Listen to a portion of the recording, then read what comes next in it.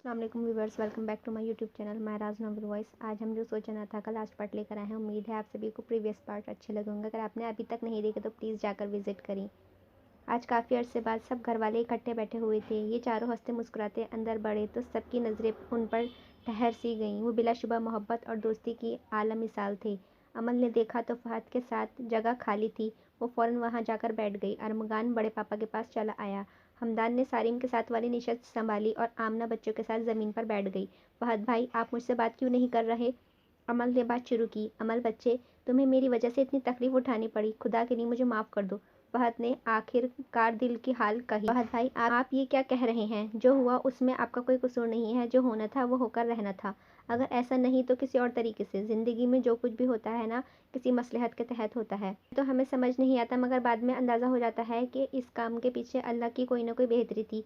तो अब आपको अल्लाह का वास्ता है मुझसे बात करें, मुझे मेरा भाई वापस चाहिए प्लीज़। वो शक्ल मासूमियत से सजाकर बोली। फहद ने उसके बाजू में हल्के में लिया और अपने साथ लगा लिया। उधर हमदान की नज़रें फिसल फिसल कर आमना की तरफ बढ़ रही थीं और आमना के फरिश्तों को भी खबर नहीं थी। अमल की नज़र घड़ी पर पड़ी तो 12 बजे में 10 मिनट बाकी थे। आमना की तरफ देखा और उसे इशारा किया कि आमना ने समझकर हमदान को देखा तो वो उसे ही देख रहा था। आमना ने उसे अमल की तरफ देखने का कहा तो वो समझा नहीं और आमना को देखकर मुस्कुराने लगा। आमना ने उसे घूरा तो उसकी मुस्कुराहट और गहरी हुई और आमना का दिल किया सर पीट ले, नहीं हमदान का। उनकी आंखों में नज़रों का तबादला देखकर सारिम की ज़बान में ख़ारिश होने लगी। शैतान और हमदान नाइस। वो बज़ाहिर अपने फ़ोन में मगन था। सिर्फ आमना और हमदान को बात समझ आई, बाकी सब समझे वो हमदान को शैतान कह रहा है। आमना झेप गई और वहाँ से बाहर निकल गई। अमल और हमदान भी एक एक करके खिसक गए। बाहर आकर अमल ने दरवाज़ा खोला तो कुछ लोग अंदर आए। आमना और हमदान किचन की तरफ गए और फ्रिज से एक डिब्बा निकाला और उसके साथ कुछ अहम काम किए। 12 बजे तो कमरे की बत्तियां बंद हो गईं। सब लोग एकदम परेशान हो गए। फिर बत्तियां वापस चली तो आमना, हमदान, अमल, मिशा, शाफे, मुईज़, हामिद, आहिल और माहिन खड़े थे। अमल सबके दरमियान में खड़ी थी। इसके हाथ में केक था जिसके ऊपर लिखा था हैप्पी बर्थडे अरमगान। लाउंज में बैठे लोगों में भी अभी तक एक नफूस का इजाफा हुआ था और वो थे हमदान के डैड। ये केक हमदान लेकर आया था। सजाने में हाथ आमना का था। अमल ने सब लोगों को इकट्ठा किया था। बुलशुबा अरमगान के लिए ये एक बड़ा सरप्राइज़ था। अरमगान ने केक कट किया। सब लोग उसे तोहफा दे रहे थे जो एक से बढ़कर एक थे। अब अमल की बारी थी। उसने अपना तोहफा अरमगान की तरफ बढ़ाया। वो एक बड़ा मगर कम गहराई वाला डिब्बा था जिसे अरमगान ने उसकी पैकिंग खोली तो अंदर से निकलने वाली चीज़ ने उसकी आंखें भी खोल दी। वो एक गिटार था। अरमगान ने बेयकीनी से उसे देखा और उस लड़की को इस तोहफे पर इसके पास अपने जज्बात बयान करने के लिए लफ्ज़ ही नहीं ख़त्म हो गए थे। वो बस उसे देखता रहा। जब ही मुइज़ ने उसके कान में सरगोशी की, गान भाई सारे देख रहे हैं, बस करें घूरना। और अरमगान अमल को भूलकर उसे घूरने लगा। गिटार देखकर हमदान और आमना को कुछ बहुत ज़ोर से याद आया था। वो गिटार अमल के कहने पर आमना और हमदान साथ लेने गए थे। हमदान और आमना गाड़ी में बैठे थे जब हमदान बोला, मुंह में गुड़ रखा हुआ है क्या जो कुछ बोल नहीं रही? हमदान को उस खामोशी रहना बहुत बुरा लग रहा था। उसने भरपूर नज़र से आमना पर डाली जो काले रंग का शिफॉन का कलियों वाला फ्रॉक में मलबूस लाल रंग का दुपट्टा सर पर जमाए सहमी सहमी सी बैठी थी। बोलो। हमदान अब ज़रा ऊंचा बोला। क्या बोलूं? एकदम घबरा गई। डांटते वक्त बड़ी आवाज़ निकल रही थी। आज क्या हुआ? उसने आमना को पहली मुलाकात याद कराई। आमना ने उसकी तरफ गर्दन मोड़ी और उसे देखा जो काली शलवार कमीज़ पहने, बाजू कोनियों तक मोड़े, सनग्लासेस लगाए बहुत फ्रेश लग रहा था। तो इस वक्त थोड़ी पता था कि आपसे ही निकाह हो जाएगा? वो रवानी में बोल गई और फिर जुबान दांतों तले दबा ली और हमदान को उसकी इस बात पर कहका लगाए बगैर ना रह सका। चलो फिर ये तो बताओ तुम मुझसे बात क्यों नहीं करती? असूलन तो मुझे नहीं करनी चाहिए। वो जानना चाह रहा था कि आप हर वक्त गुस्से में होते हैं। उसने अपनी मुंतक सामने रखी। वैसे ये गलत नहीं कह रही तुम? हमदान के चेहरे पर हमेशा एक संजीदा तासुर रहता था। जो कोई भी उसे पहली बार मिलता था उसे शदीद सीरियस इंसान लगता था। अब असलियत तो कोई अमल से पूछे। अस्तगफिरुल्लाह, मैंने कब गुस्सा किया है? झूठ बोलती हो, वो मसनूई हैरानगी से कह रहा था। जी क्या तो नहीं है, मगर आपकी शक्ल से यही लगता है। वो फिर रवानी में गलत बोल गई और हमदान का कहका एक बार फिर बुलंद हुआ। मेरी शक्ल से जो भी लगे, लेकिन एक बात याद रख लो, तुम पर मैं गुस्सा कभी नहीं करूँगा, ट्रस्ट मी। इस बार उसने नरम लहजे में कहा, ऐसा करो मुझसे दोस्ती कर लो। उसकी तरह भी तुम भी सुकून से और मैं भी सुकून से। दोस्ती में तो रिस्ट्रिक्शन नहीं होती ना। हम अच्छे दोस्त होने का सबूत देंगे। अपनी हर प्रॉब्लम्स एक दूसरे से शेयर करेंगे, एक दूसरे की अच्छी बुरी बात आपस में बताएंगे और अल्लाह का वास्ता है मुझसे डरना छोड़ दो। आखिर में वो हाथ जोड़कर मसनूई इल्तिजा कर रहा था। आमना के लबों पर एक खूबसूरत सी मुस्कुराहट आई और उसके दिल ने अल्लाह का शुक्र अदा किया जिन रिश्तों ने उसे महरूमियाँ दी, आज उनके बदले में कितने अनमोल और बेगरज रिश्तों से नवाजा गया था। खुद वो अमल की फैमिली थी या हम। इसी दौरान वो मॉल पहुंचे तो सबसे पहले अरमुगान का गिटार लिया और दुकान से बाहर आ गए। आमना, तुम्हें कोई शॉपिंग करनी है तो कर लो, उसने ऑफर करवाई। नहीं, मेरे पास सब कुछ है, मुझे किसी चीज़ की ज़रूरत नहीं है, जवाब आया। चलो फिर मैं अपनी मर्ज़ी से तुम्हारे लिए कुछ ले देता हूँ। हमदान बज़िद था। नहीं, रहने दें, पहले घर पर पड़ी हैं चीज़ें इस्तेमाल कर लूँ, फिर नई भी ले लूँगी, उसने मना किया तो हमदान ने मुकम्मल तौर पर उसकी तरफ देखा और मुड़ा। मैंने तुम्हें बताया है, पूछा नहीं है, चुप करके मेरे साथ चलो। हमदान अब उसका हाथ थाम चुका था और उसे अपने साथ लिए आगे बढ़ गया। फिर उसने आमना को दुनिया जहान की चीज़ें ले दी, जूते, कपड़े, बैग्स, परफ्यूम्स और बहुत कुछ। वो दोनों एक दुकान से निकलते तो सामने एक ज्वेलरी शॉप थी। आमना के सरसरी सी नज़र एक अंगूठी पर पड़ी और उसकी नज़रें वहीं जम गईं। ये कार्रवाई हमदान की आंखों ने बहुत गौर से देखी थी। चलें, हमदान ने पूछा तो आमना ने इस बात में सर हिला दिया। वो दोनों गाड़ी के करीब पहुंचे तो हमदान किसी एहसास के तहत रुक गया। आमना, तुम गाड़ी में बैठो, मैं वॉलेट अंदर भूल आया हूँ, अभी लेकर आया। वो उल्टे कदम अंदर भागा था। आमना कंधे उचकाकर गाड़ी में बैठ गई। तकरीबन 20 मिनट बाद हमदान वापस आया तो उसके हाथ में अपना वॉलेट था। वो गाड़ी के अंदर बैठा और गाड़ी स्टार्ट कर दी। वो एक सिग्नल पर रुके तो एक ख्वाजा सहरा हमदान की खिड़की पर आया। अल्लाह बख्शे, कितनी सोहनी जोड़ी है, अल्लाह सलामत रखे। माशाअल्लाह मुंडे, तेरी कितनी सोहनी है, एलता सदका देकर चल, वो ख्वाजा सहरा बोला। हमदान ने अपनी जेब से पैसे निकाले और उसके समझ बढ़ा दिए। वो मज़ीद दुआएं देता हुआ वहाँ से चला गया। आमना ने यह कार्रवाई बगौर देखी थी। आपने इतने ज़्यादा पैसे क्यों दे दिए इसे, वो पूछ रही थी। तुम्हारी वजह से, हमदान ने मुस्कुराकर उसकी आंखों में देखा तो आमना की नज़रों का जाविया बदल लिया और दिल में एक बार फिर खुदा का शुक्र अदा किया। सारिम की आवाज़ हमदान पर सोचों के तसलसल से बाहर आया। दानी किधर गुम? सारिम ने शरारत से कहा। बस है एक, जहाँ वहाँ गुम हो गया था। वो भी हमदान था। सीधे जवाब की तवक्को रखना हिमाकत थी। सब लोग अपने अपने घर जा चुके थे, माँ सिवाय हमदान के। वो अरमगान के कमरे में आराम फरमा रहा था। उसका इरादा रात रुकने का था। अरमगान सोफे पर आड़ा तिरछा लेटा हुआ था। उसके मोबाइल की घंटी बजी। उस पर एक मैसेज आया हुआ था, on the terrace in 5 minutes along with the guitar. Armaghan ने भवें मींची और मैसेज दोबारा पढ़ा। फिर भेजने वाले का नाम पार्टनर के नाम से स्क्रीन पर चमक रहा। अरमगान ने पहली हमदान की तरफ देखा जो बेड पर फैलकर लेटा हुआ था और फिर खामोशी से कमरे से गिटार पकड़कर कमरे से निकल गया। छत पर पहुंचा तो अमल वहां पहले से मौजूद थी। अपने अकब में हलचल महसूस करके वो पलटी तो अरमगान को देखकर खुश हुई। इतनी रात को क्यों बुलाया है अमल, वो भी गिटार के साथ? अरमगान ने उसको अजीब व गरीब ख्वाहिश पर तफ्तीश करनी चाहिए। अगर आपको याद हो तो मैंने आपसे कहा था कि मैं आपको आसानी से माफ़ नहीं करूँगी, अमल ने उसे याद दिलाया। हाँ, वो मैंने पूछा था ना कि कैसे माफ़ करोगी, तो तुमने कहा था कि बाद में बताओ। वो भी कुछ सोचते हुए बोला। एग्जैक्टली, तो अब आप मुझे गिटार बजाकर मनाएंगे, अमल ने एकदम ताली बजाई। अरमगान ने मुस्कुराकर सर झटका और मुंडेर के साथ टेक लगाकर बैठ गया। अमल भी उसके बिल्कुल साथ बैठ गई। अरमगान ने गिटार के साथ तारें अपने मुताबिक किसी और फिर उंगलियां कसी और फिर उंगलियां पर क्रॉस की धुन लगाई। उसके मुताबिक सेट हो चुकी। अरमगान ने टिफाइन ट्रबल के गाने सजना दूर की धड़कन बजानी शुरू की। वो गाता नहीं था, सिर्फ बजाता था। वो दोनों चांद तारों से सजे आसमान को देख रहे थे। अमल इस धुन में महसूस हो रही थी। आज इन दोनों के गले शिकवे हमेशा के लिए ख़त्म हो गए थे। अमल और अरमगान आज फिर एक बार अनब्रेकेबल बन गए थे। वक्त का काम है गुजरना, सो वो अपनी मखसूस रफ्तार से गुजर रहा था। अरमगान और हमदान तरक्की कर रहे थे मगर बहुत आहिस्ता आहिस्ता। ये लोग आज भी अमल के लिए लैपटॉप पर अपना सारा काम करते थे। 2 दिन पहले अमल और आमना लैपटॉप की जांच पड़ताल में मसरूफ़ थी तो उनके सामने कुछ फाइल्स खुल गईं। जैसे जैसे वो और फाइल्स खुलती गईं, अफसोस ने उन्हें आन घेरा। कुछ सोचने के बाद वो एक अहम मिशन पर लग गईं। आज उन्होंने अरमगान और हमदान के ऑफिस जाने का इरादा किया।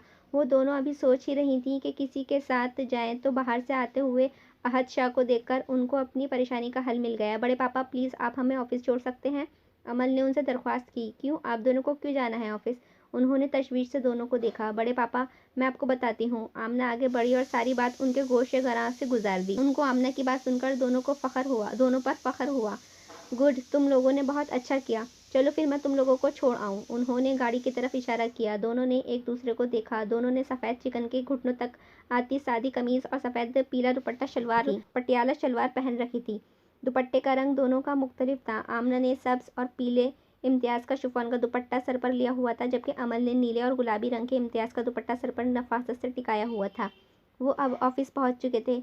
बड़े पापा ने इन दोनों को अंदर पहुंचकर मैसेज करने की तलकीन की और खुद गाड़ी लेकर चले गए। वो दोनों अंदर बैठे तो ऑफिस का इंटीरियर देखकर 27 से पूरी बिल्डिंग का जायज़ा लिया। खूबसूरत नाफूस, पहली रोशनियाँ और लेदर के सोफ़े। मुख्तलिफ डिपार्टमेंट के लोग इन दोनों लड़कियों को देख रहे थे, जो सर घुमाकर पूरा ऑफिस देख रही थीं। अमल सेक्रेटरी के डेस्क की तरफ बढ़ी और पूछने लगी, आपके बॉस का ऑफिस किधर है? सेक्रेटरी ने उस पर पुरकशिश लड़की को देखा और मुस्कुराकर ऑफिस की तरफ इशारा किया। अमल और आमना दोनों ऑफिस की तरफ बढ़ गईं। अंदर कदम रखा तो एक मखसूस परफ्यूम की खुशबू ने उनका इस्तकबाल किया। नज़र घुमाई तो अरमगान डेस्क पर झुका, आंखों पर नज़र का चश्मा लगाए कोई काम कर रहा था। हल्की बड़ी शेव, जेल से पीछे की तरफ सेट किए हुए बाल, सफ़ेद ड्रेस, शर्ट जिसका कॉलर बटन खुला हुआ था। वो वाकई कोई वजीहा बिजनेसमैन लग रहा था। अमल ने उसका मुकम्मल जायज़ा लिया। अस्सलाम वालेकुम, अमल ने बात का आगाज़ किया। अरमगान ने नज़र उठाकर उन दोनों को देखा तो हैरान रह गया। वालेकुम अस्सलाम, तुम दोनों यहाँ? खैरियत है? घर में सब ठीक है? वो तशवीश ज़दा हुआ। जी सब ठीक है, दरअसल हमें एक ज़रूरी काम था आपसे। आप दानी भाई को बुलाएं, फिर हम बात करेंगे। अरमगान तजबस का शिकार हुआ। उसने रिसीवर उठाया और कोई 2-3 नंबर दबाए। कुछ देर के वक्फे के बाद बोला, दानी बेटा ऑफिस में आए ज़रा, कुछ खास है तेरे लिए। अरमगान ने उसे शरारत से कहा और फ़ोन रख दिया। अरमगान भाई, आपके ऑफिस का इंटीरियर बहुत अच्छा है। आमना उसके कमरे का जायज़ा लेते हुए बोली, तुम्हें तो अच्छा लगेगा ही, हमदान ने जो कहा है। उसने आमना को बताया तो आमना समझी मजाक कर रहा है। वो सर झटक गई। ओ बहन, मैं मजाक नहीं कर रहा। हमदान को इंटीरियर डिज़ाइनिंग का बहुत शौक था। वो एनसीए जाना चाहता था, लेकिन ना उसकी शक्ल एनसीए वाली थी। दूसरा, खान अंकल चाहते थे कि वो इंजीनियर बने, सो बन गया इंजीनियर। लेकिन वो अपना शौक साइड प्रैक्टिस करता रहा। इंसान को कभी भी अपने काम को शौक पर हावी नहीं होने देना चाहिए। अपने दिल को ज़रा बंद रखना चाहिए। ज़िंदगी एक ही बार मिलनी है ना, तो फिर भरपूर तरीके से जियो। और जो लोग कहते हैं ना, हम ज़िंदगी से मायूस हो गए हैं, हमारा दिल चाहता है मर जाएं, वो दरअसल अल्लाह की नाशुक्री कर रही होते हैं। अल्लाह की दी गई इस नेमत की नाशुक्री करना अल्लाह की कहाँ की अक्लमंदी है। और सदा अफसोस कि हम ऐसे ही लोगों को अक्लमंद समझते हैं। ज़िंदगी नाम ही मुश्किलों का है, लेकिन इन मुश्किलों से हम कैसे निपटे हैं, ये हम पर मैसर है। रो लें या हंस लें, हमने अपनी ज़िंदगियों में टेंशन जो एक मखसूस जगह दे दी है ना, उसने सबसे बड़ी ख़राबी है कि जहाँ टेंशन है उसे वहाँ तक ही महदूद रखो। अपने ऊपर सवार करोगे तो फिजूल डिप्रेशन जैसी बीमारियाँ।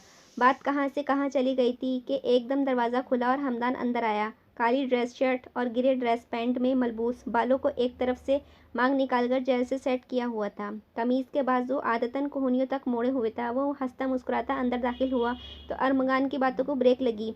हाँ भाई, गाने क्यों बुलाया है तूने? हमदान की नज़र अभी अमल और आमना पर नहीं पड़ी थी। बेटा पीछे देखो, मुलाकात आई है। अरमगान ने पीछे की तरफ इशारा किया था। हमदान पीछे मुड़ा तो उन दोनों को देखकर अरमगान वाला रिएक्शन दिया और दोनों को एक दूसरे को देखने लगी। अरमगान ने चाय मंगवा ली थी और चारों अरमगान की टेबल के गिर्द बैठे थे। अरमगान भाई, आपकी कंपनी का अकाउंट्स कौन देखता है? आमना ने बात शुरू की। है एक हमारे अकाउंटेंट सिद्रा, तो आज ही उसे फारिग कर दें, आमना ने जवाब दिया। क्यों, तुम्हारा इरादा है ऑफिस आने का? हमदान ने मजाक उड़ाना चाहा। कुछ ऐसा ही समझ लें, जवाब अमल की तरफ से आया। क्या मतलब?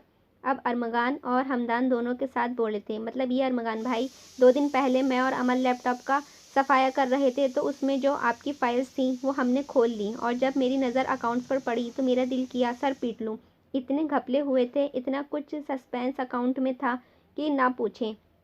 फिर मैंने सब चीज़ों को स्टडी किया और आपकी फ़ाइनेंशियल पोजीशन बनाई। इतना कुछ मिसिंग था, तौबा। और अब से आपका अकाउंट्स मैं संभालूंगी, आमना हतमी अंदाज में बोली और बाकी दोनों का मुंह खुला रह गया था। अभी ये एक्सप्रेशन ना दें, अमल की भी बात सुन लें। आमना ने उन दोनों की शक्ल पर चोट की। पहले तो ये बताएं, जो नए इन्वेस्टर्स हैं उनकी कोटेशन किसने बनाई है? अमल ने उन दोनों को देखा तो अरमगान ने हमदान की तरफ इशारा किया। ओ, तो दानी भाई ने। वाह दानी भाई, आप बहुत सख्त दिल हैं। मिल गया अवार्ड आपको सखावत का, हो गई दिल को तसल्ली। मेडल भी दूं? अमल बोल रही थी। आमना मुस्कुराहट दबाए उसे ही देख रही थी और बाकी दोनों होंकों की तरह उनकी बात सुन रहे थे। जितना आपने मार्जिन रखा हुआ है ना प्रॉफिट का, उसका खर्चा पूरा करके दिखा दी। एक तो प्रेजेंटेशन, बिजनेस के शुरू में कम कीमत पर बेचना है ना, तो बहुत ही बोंगी मारी है आपने। अब आप लोग बाहर निकल आए हैं इस फेज से, अब स्कैमिंग करें, आहिस्ता आहिस्ता कीमत बढ़ाना। अब हुआ कुछ यूँ कि मैंने आपकी नई कोटेशंस बना दी हैं। ये यूएसबी है और इसमें नई कोटेशंस हैं, देख लें। अमल ने यूएसबी उनकी तरफ बढ़ाई, जिसे अरमुगान ने बर वक्त थाम लिया। इसी वक्त उन्होंने सब कुछ देखा। वो वाकई बहुत उम्दा तरीके से पेश की गई थी। अरमुगान और हमदान उन दोनों से मुतासिर हुए बगैर ना रह सके। मगर तुम दोनों ने ये सब कैसे सीखा? हमदान ने उससे पूछा। दानी भाई, अल्लाह को माने हम दोनों ने BBA किया हुआ है, तो इतनी भी अकल ना होगी हमें?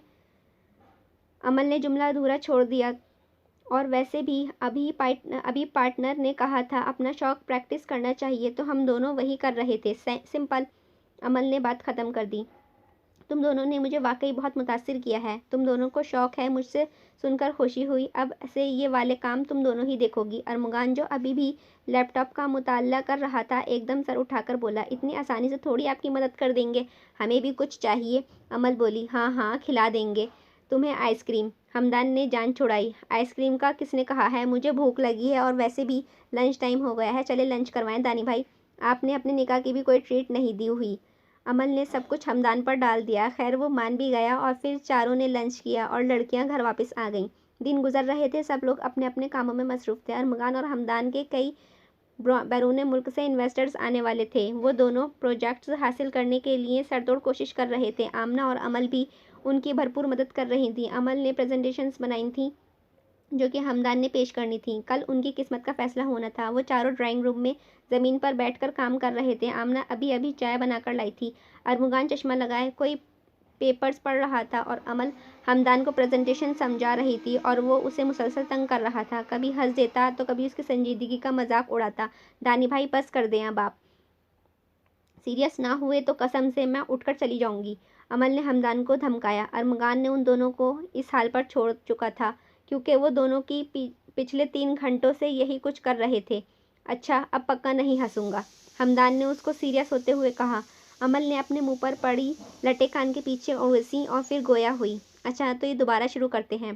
पहले ये वाली स्लाइड चलेगी और आप एक एक करके अपनी बात आगे बढ़ाएंगे, ओके? और रुक गई क्योंकि हमदान फिर कह के लगा चुका था। आमना का जब्त अब जवाब दे गया था। आप खामोशी से इसकी बात नहीं सुन सकते? वो बेचारी पिछले 3 घंटे से आपकी हरकतें बर्दाश्त कर रही है, मगर आप हैं कि उसको खुआर कर रहे हैं। अपना नहीं तो अरमुगान भाई का ही ख्याल कर ले। वो बेचारे भी आवाज़ाद हो गए हैं और आपकी हरकतों से। अब खामोशी से अमल की बात नहीं सुनी तो मैं आपके डैड को शिकायत लगा दूंगी। आमना ने आवाज़ गुस्से वाली की और लहजा धीमा था।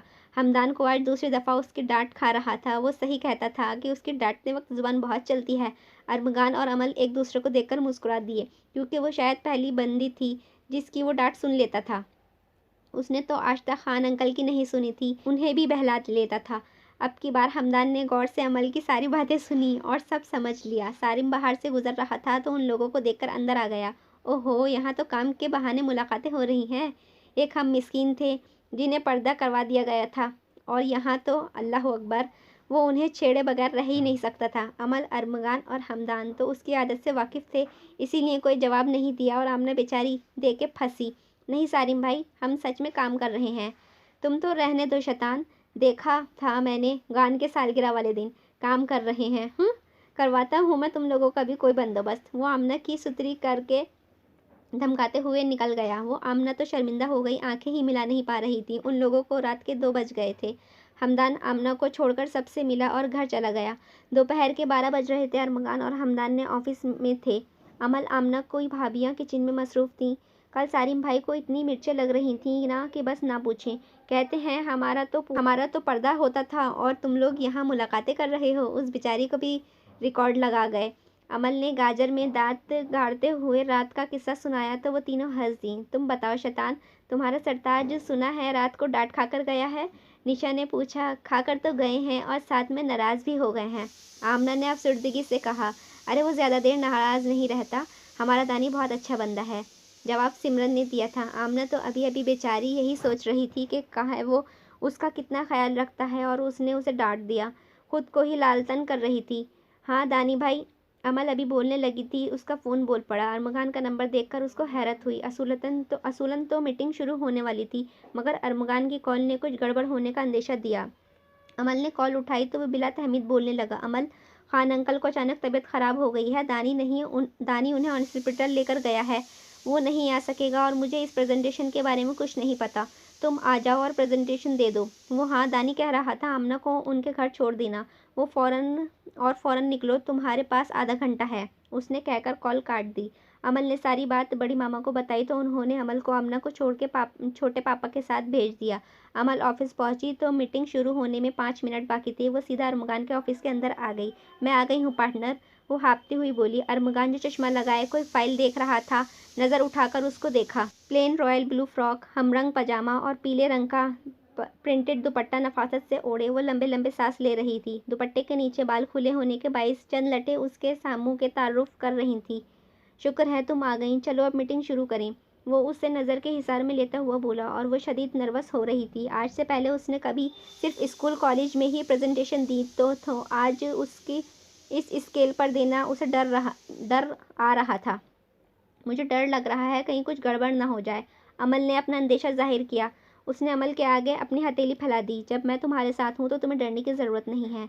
अगर ये प्रोजेक्ट हमें ना भी मिला ना तो मुझे कोई अफसोस नहीं होगा, क्योंकि हमने मेहनत पूरी की है। आगे जो अल्लाह को मंजूर है। मैं ये दुआ करता हूँ कि जो हमारे हक़ में बेहतर है अल्लाह वो फैसला करे, आमीन।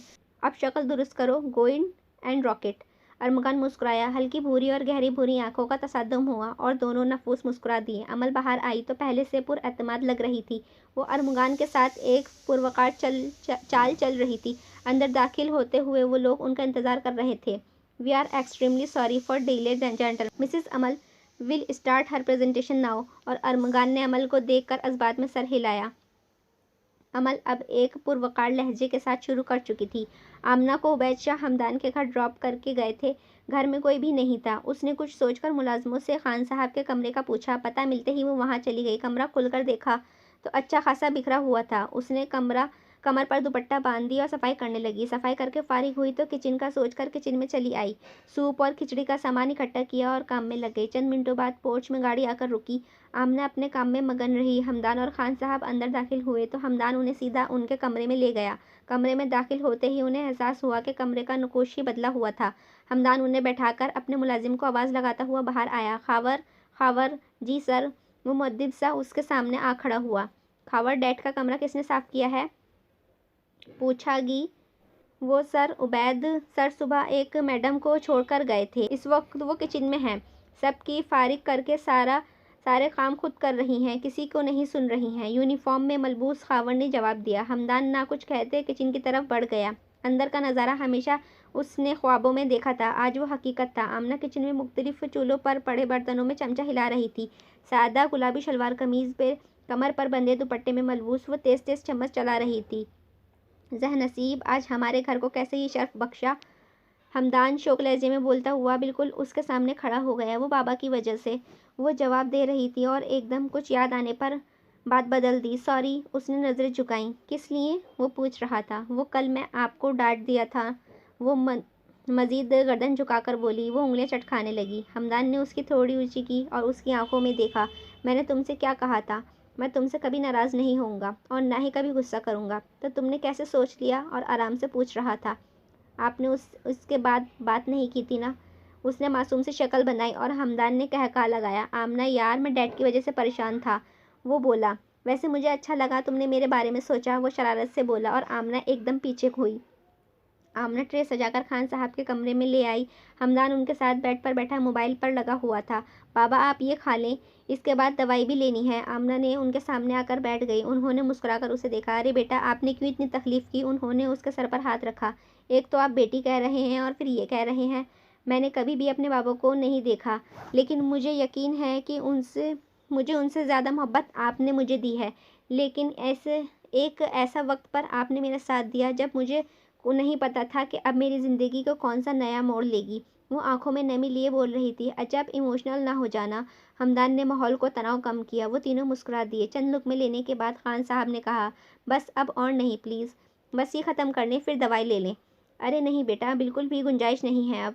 वो बोले। डैड मना ना करें, ये डांटती बहुत बुरा है। हमदान ने मसनूई खौफज़दा होने की एक्टिंग की। बकवास मत करो हमदान, ये बेचारी कहाँ डांटती होगी, उन्होंने कहा। फिर आमना के मना करने के बावजूद हमदान ने उनको आमना की और अपनी दोनों की मुलाकातें मिर्च मसाला लगाकर सुनाई। उन्होंने ज़िंदगी से भरपूर कहकहा लगाया। फिर तो अपनी बेटी को मुझे जल्द अज जल्द अपने घर ले आना चाहिए। उसको अकल दिलाने वाली भी तो कोई होनी चाहिए ना।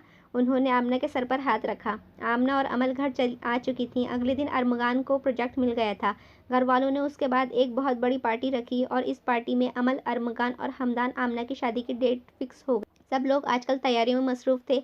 घर में लोग कम ही थे नज़र आते थे। दोनों जोड़ियां का मुकम्मल पर्दा करवा दिया गया था। हमदान अगर कभी आ भी जाता तो ऊपर आने की इजाज़त ना होती थी। ऑफिस का काम समरीन या निशा अरमगान तक पहुंचा देती। रात के 2 बज रहे थे। अमल और आमना अपने अपने बेड पर बैठी थीं। आमना ऑफिस का कोई अकाउंट्स देख रही थी और अमल किसी फाइल्स का मुताला कर रही थी। दोनों के फ़ोन पर व्हाट्सएप खुला हुआ था।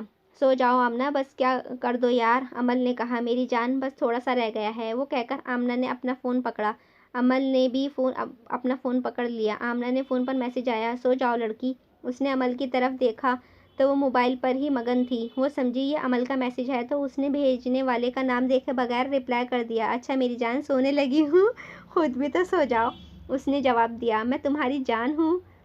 पूछा गया, कोई शक है क्या मैं तुम्हारी नहीं हूँ? जो अब झट से दिया गया, वो जवाब झट से दिया गया। वो उसने मुस्कुराकर अमल को देखा तो वो भी जवाब में मुस्कुराई। रिप्लाई आया, तुमने तो मुझे जान से भी अजीज़ हो माई ब्राइड टू बी। ये मैसेज पढ़कर उसने बेइख्तियार मैसेज भेजने वाले का नाम पढ़ा और पढ़कर उस पर घड़ों पानी पड़ गया। इधर जब अमल ने अपना फ़ोन उठाया तो उसको भी कोई मैसेज आया हुआ था, बस कर दो काम और सो जाओ। उसने मुस्कुराकर आमना को देखा, खुद भी सो जाओ, बंद कर रोले माय लव, उसने जवाब दिया। ओए क्या तुम्हें मुझसे मोहब्बत है? सवाल किया गया। बेइंतहा मोहब्बत है, इस कदर के किसी से सोच की भी रिसाई भी नहीं है वहाँ पर, जवाब दिया गया। अमल आमना को देखकर मुस्कुराई तो जवाब में वो भी मुस्कुराई, और जहाँ ये सोच ख़त्म होती है वहाँ से मेरी मोहब्बत शुरू होती है मिसेस अरमगान। ये अल्फाज देखकर उसने भेजने वाले का नाम पढ़ा तो उसका दिमाग घूम गया। मतलब दोनों ही शिट यार। वो दोनों एक साथ चिल्लाई, क्या हुआ? फिर एक साथ पूछा गया, पहले तुम, अमल ने कहा।